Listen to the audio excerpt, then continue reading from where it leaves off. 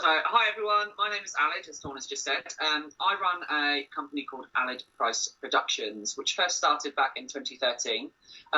This was inspired from my career as a professional performer. So I actually trained at South Downs, 16 to 18 on the musical theatre course. And then from there I went and studied 2 years at LAMDA. I was meant to do a degree there, but I left in my second year to go and work on P&O Cruises.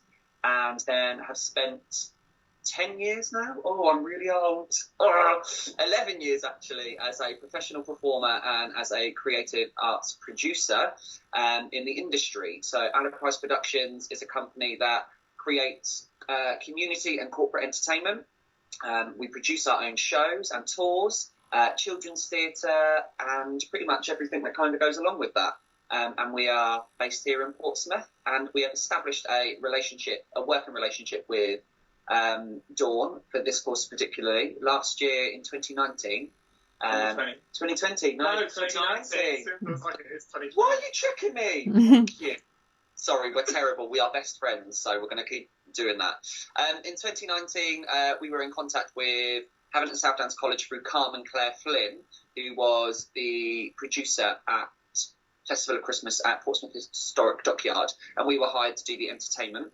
And we came in and we collaborated with Dawn and the students on your course that you are on now, and got you in designing all of the looks for our entertainment. So we had Josh as a bearded lady. It was set back in the Victorian era, but it was Victorian circus. So we had lots going on, lots of different characters. And it was an incredible event. It was a 3-day event over a weekend. It was a professional standard. The girls worked incredibly hard, didn't they? Yeah, they were really We were so impressed. And from that experience working with the girls, we were able to then hire them into my business. I've got them all the girls that really shone for us. There was 4. I think we ended up using professional work. And I was actually speaking to Sophie Linter this morning, and I was like, I'm going to be speaking to Dawn later on, and she kind of updated me on what she's doing, and she's been doing some fabulous stuff with Georgina Chambers. So, yeah, we're just kind of working together and collaborating with you guys and being able to create professional working opportunity for you, first as work experience, and then that goes on to being a paid experience. Fantastic. You want to do your spiel? Yeah, my spiel. So I'm Josh. I studied at Havant and South Downs as well. I did lots of A-levels, and theatre was sort of my bag, more theatre art. So I then went on to London University called Goldsmiths Arts College, which was where I studied theatre and art together, and it's lots of hugging trees and very kind of, progressive theatre making. While in London, I started working with a theatre company called Ducky and a performance artist called Scotty, who kind of were in the realm of sort of cabaret, LGBTQ, inclusive work. I worked on a variety of different projects. We did some beautiful stuff at the Roundhouse, did loads of shows there. We did loads of festival work, and I ended up just doing a lot of club gigs. I ended up getting into kind of the drag sort of underground scene, and doing lots of kind of weird, lovely stuff. We did a really beautiful gig for the NME award ceremony. I'm not talking about this. Wow. Yeah, no, we did a performance for the NME award ceremony in the kind of VIP lounge where the celebs were, where we were dressed as Tudors eating food, and all the food was Were you Henry VIII? I was one of the wives. Anyway, so did a lot of stuff on that kind of club scene, the art scene. And then about 6 years ago, that culminated in me moving back to Portsmouth to sort of develop some more sort of LGBTQ inclusive work here in Portsmouth. So then I established a company called Downtown, and Downtown does exactly that really. Starting in clubs, doing lots of club nights, DIY cabaret entertainment, really bursting at the seams cabaret. And we've just been doing other events, kind of looking at trying to bridge gaps between the community conversations and the inclusivity factor in the city. There's a lot of conversation that needs to be had. And so we used to run this event called Hey Babe Cafe, which is where people were invited to my garden to have a free breakfast and watch some performances. And we had sort of drag queens doing makeup tutorials. We had all that sort of, it was all for the community, it was all for family entertainment. We then did a cabaret show called Knees Up, which was all about, again, family-based entertainment, but in the form of a kind of working man's cabaret show. What else have we done? And we've just been associate artist at the New Theatre Royal for about a year now, working on a variety of different projects. Again, looking at the role of art, creativity, community, and sort of identity. So yeah. Oh, fantastic! You're busy, aren't you? Yeah, busy. Just a little bit. But yeah, it's been great. And as well as that, I'm a performer as well as doing some of that producing and directing. And I work quite closely as a performer with Added Price Productions, and we've done quite a lot of shows together. Loads now. We do Panto every year, which was quite fun, isn't it? Yeah. We do Festival of Christmas, do quite a lot of those kind of immersive family-style entertainment gigs. And we're doing loads via Zoom at the moment as well. So you've got your drag bingo, your drag cocktail making, we're doing kids' parties, full entertainment packages available, everything like that. We basically moved all of our products online. So yeah. So did you find the industry really difficult to get into? I think our experience is quite different. So very different. Yeah, you do yours very different. I think for me, for the line that I went down, because I'd gone to a college that was specifically designed to then just put you out into the industry for work, and where mine was more performance, not so makeup and special effects. It was slightly easier for me because I was given a contract straight away.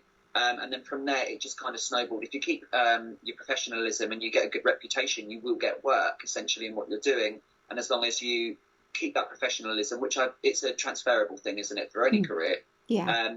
And when they say the industry is about who you know, not necessarily what you know, it is really, really true. You don't want to burn any bridges. And that is why now, reflecting on it, I think I had an okay time getting into the industry because it was quite easy from the get-go of where I was training. But it's also where I've still got these contacts, which has allowed my business to kind of flourish, because that was what was difficult, where I opened up a business and it was being taken seriously from being a performer to a businessman. And that translated, and it was having those connections that I had that then enabled my business to expand as rapidly as it did. And I'd say that goes for all of you guys that study in makeup and things like that. It's keeping those connections and making sure that you are always professional and you are always on it, and you are always offering the very best of your product, because people remember and people know. And it's I used to think when people said that to me, I used to go, oh yeah, whatever.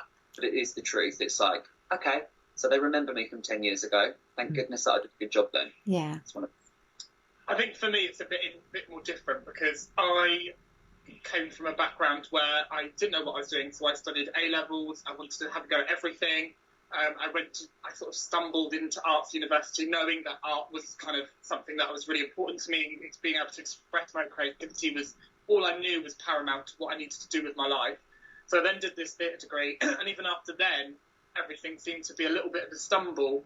And actually, that was, in some respects, that was okay, because I managed to stumble into something where I knew I was passionate. What led me was my passion. Yeah. And I still maintained all of the things that I had said. No matter where I was, no matter even if it wasn't the gig or the job that I wanted, I was always professional. I always managed to put everything under my belt.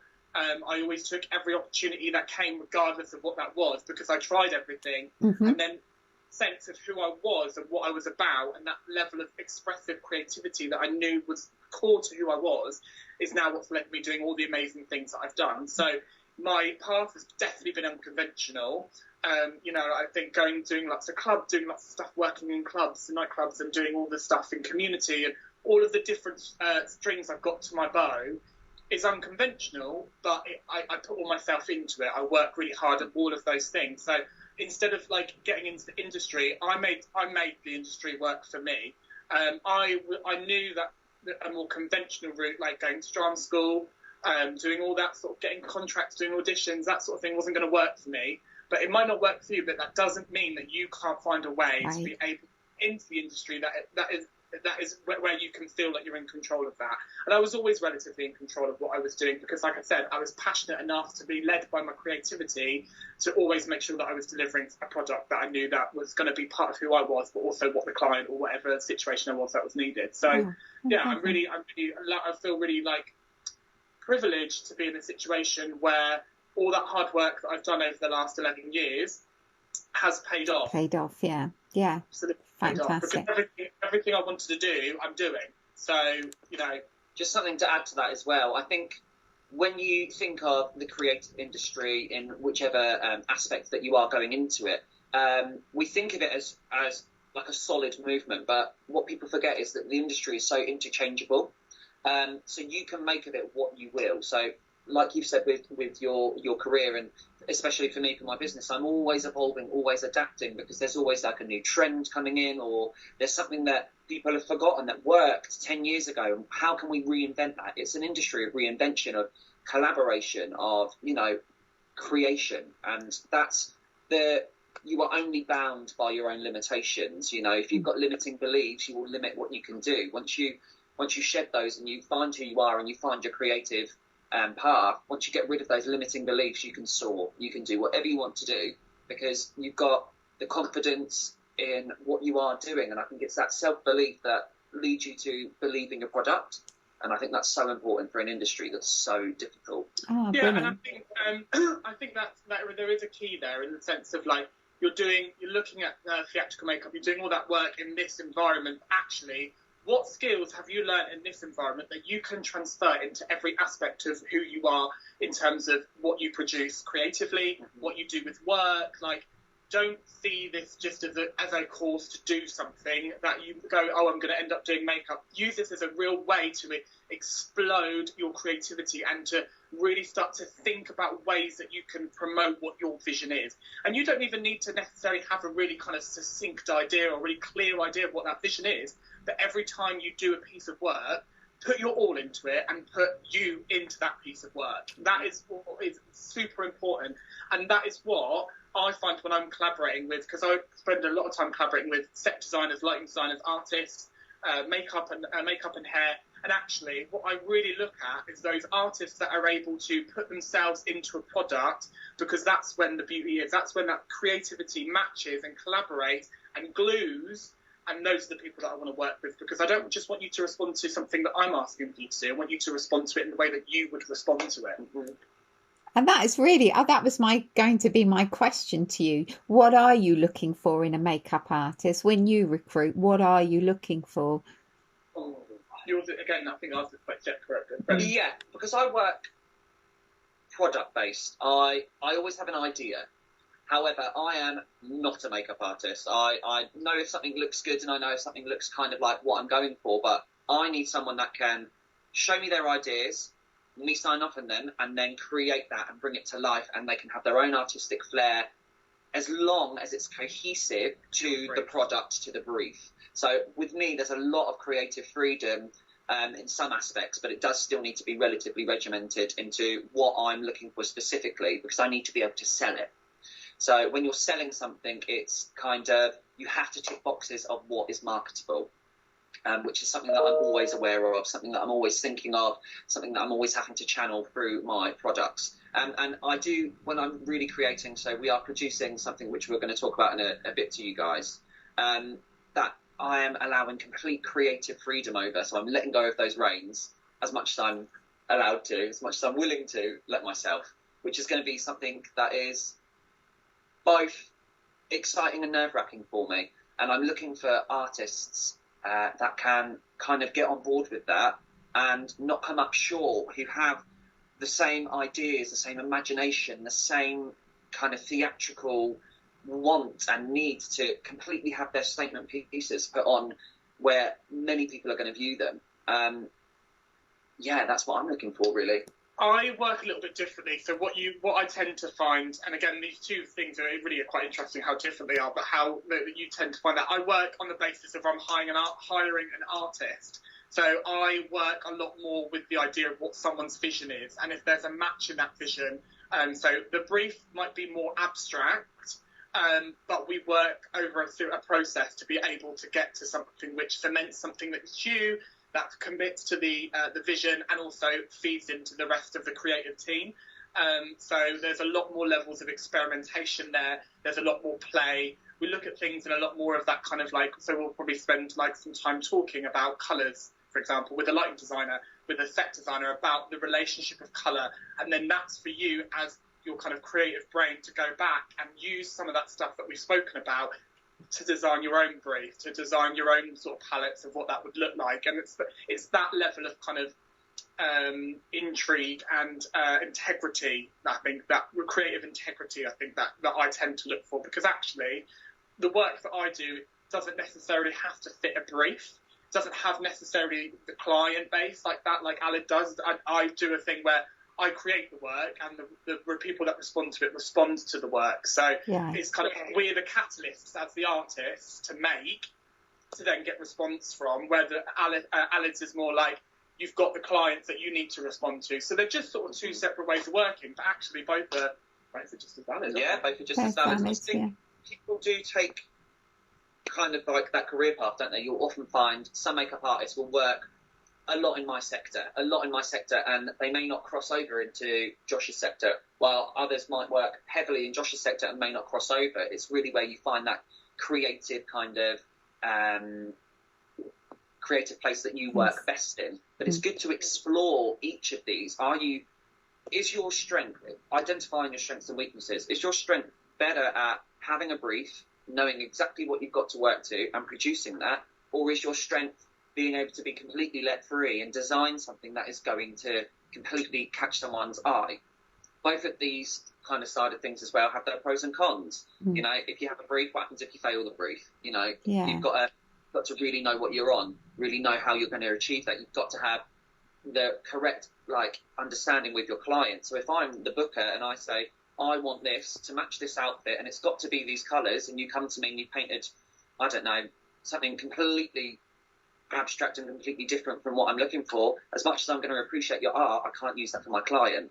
Whilst on the other hand, if Josh says, you know, let's work together, we've got this and this to go with, but you can do this and that, and you create something abstract and wonderful, it's going to work more, isn't it? Yeah, I think in terms of what could go wrong on my end of this thing is actually you haven't had enough sort of confidence in your own vision to realise something. So you could have drawn a beautiful drawing, but if that doesn't translate, that level of complexity doesn't put onto a face or onto a body, that's when there might sort of be some issues there. But really, and what we found specifically working with some of the students is around that level of dialogue.